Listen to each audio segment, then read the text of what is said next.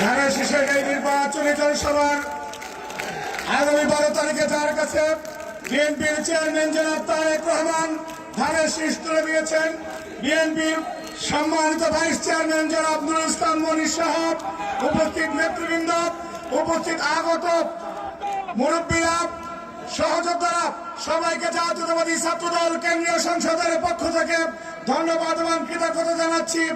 আমি বক্তব্য রাখবো না, মনে ভাই বক্তব্য রাখবেন। শুধু দুইটা কথা বলতে চাই।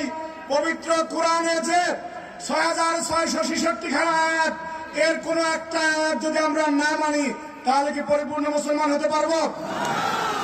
সূরা বাকারার 208 নম্বর আয়াতে বলেছে, হে মুমিনগণ, তোমরা পরিপূর্ণভাবে ইসলামে প্রবেশ করো। কিন্তু আমরা দেখেছি একটি ইসলামী দল যারা দাড়িপাল্লা নিয়ে নেমেছে, তারা ক্ষমতায় যাওয়ার জন্য আগে বলেছিল শরিয়া আইন চাই, এখন বলে ওই আইন চায় না।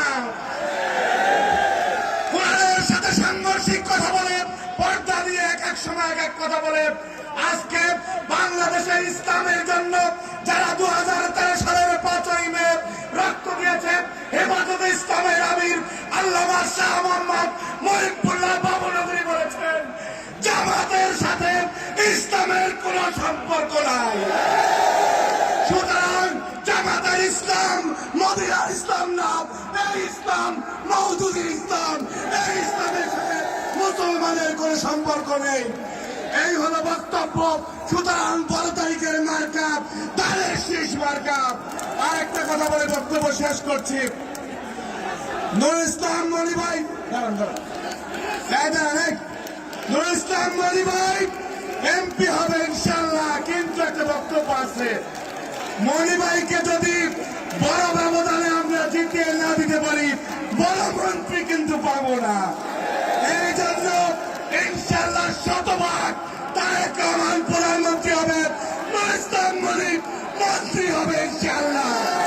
সুতরাং 12 তারিখে বিপুল ভোটের ব্যবধানে আমরা কোন অনেকে টাকা নিয়ে যাবে, মা বোনদেরকে ভুল বোঝাবে, আপনারা বলবেন না, নুরুল ইসলাম মনি যদি হয় সে মন্ত্রী হবে এবং এই জনপদের উন্নয়ন হবে। সুতরাং বরগুনার স্বার্থে আমরা বিবেককে জাগ্রত করে আগামী 12ই ফেব্রুয়ারি আমাদের মার্কা ধানের শীষ মার্কা, নুরুল ইসলাম মনির মার্কা ধানের শীষ মার্কা, আগামী বাংলাদেশের প্রধানমন্ত্রী তারেক রহমানের মার্কা ধানের শীষ মার্কা। সবাইকে ধন্যবাদ। স্বেচ্ছাসেবক দলের